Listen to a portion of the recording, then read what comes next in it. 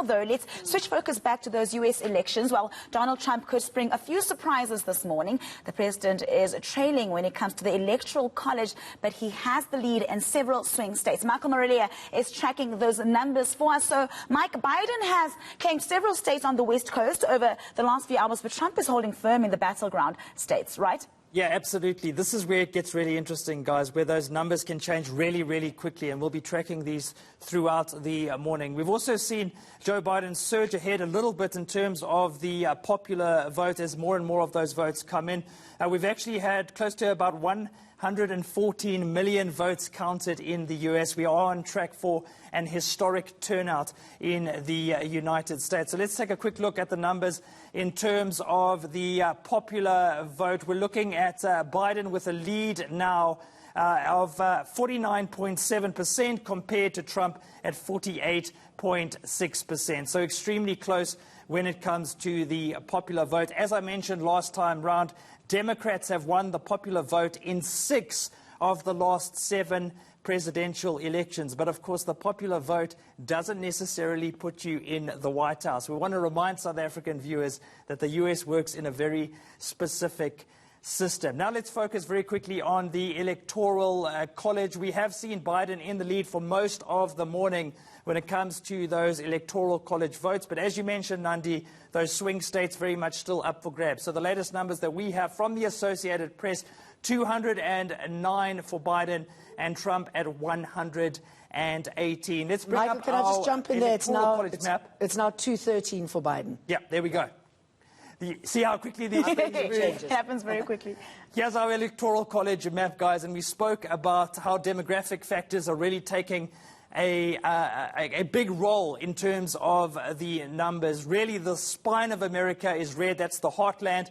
You're seeing a lot of rural voters, a lot of white voters tending to lean towards Trump, and you're finding the more cosmopolitan areas like the West Coast and like the Northeast leaning much more towards Biden. So we are seeing those developments in terms of the red and the blue states in the US. But I want to focus very quickly, guys, on a couple of key swing states and what's emerging there. So let's start with Pennsylvania. And for each of these states, I'm going to focus first of all on 2016 and then look at what's happening now. So Trump won Pennsylvania. As I mentioned, he flipped it. It's usually a Democratic state. He flipped that state, beating Hillary Clinton by just over 1 percentage point in 2016.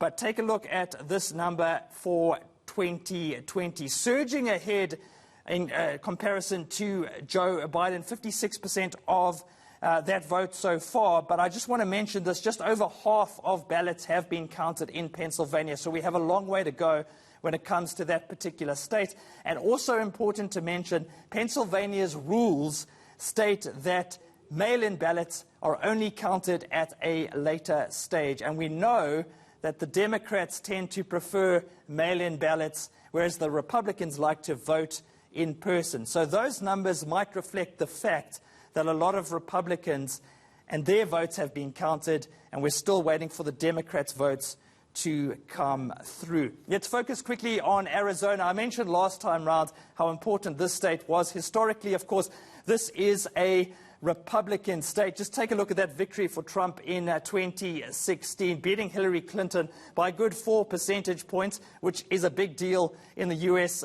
Presidential elections. And that secured Trump 11 Electoral College votes. But interestingly enough, Biden now leading in this particular state, sitting at about 53% compared to Trump's 45%. And a quick stat here, guys. A Democrat has not won Arizona since 1996. You have to go all the way back to Bill Clinton since a Democrat actually won this state. So this would be extremely valuable for Joe Biden. And we're going to finish in the Sunshine State because this one is very, very close to being declared. Florida is sitting at about 98% of the ballots counted. Trump won this in 2016, squeaked through, guys, by just over 1.2%, beating Hillary Clinton in that state and claiming all 29 Electoral College votes. But take a look at this. This is where we're sitting at the moment. In terms of this key swing state, it looks like Donald Trump is going to take Florida and bag himself another 29 electoral college votes. So Biden really hanging on to that lead. Yeah. And remember, I want to mention another swing state, possibly Texas. There's been talk that the Democrats will be competitive in Texas.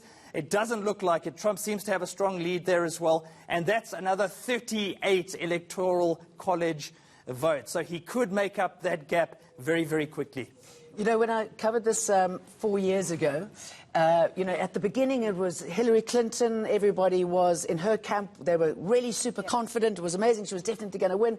And then you could feel the mood just suddenly changing. I know that everyone at a lot of people at Al Jazeera just burst into tears because it had been such a build-up, and then suddenly sort of Trump sweeps through. So we don't know until the last minute. He needs 270 electoral votes, isn't it, to take the top job? Yeah, absolutely. So Biden in the lead now, but is the magic number. 270 is the magic number in terms of the electoral college, and we've seen Biden, you know, surging ahead for most of the morning, as you said, taking a lot of those seats in the northeastern part of the US. But Trump is very clever and has been very clever in terms of focusing his campaign in the states where he knows his base works for him and where he knows he can possibly even flip a state here and there. So it's all about allocating resources, time and money in the right places. and this is a man who didn't want to be president in the first place.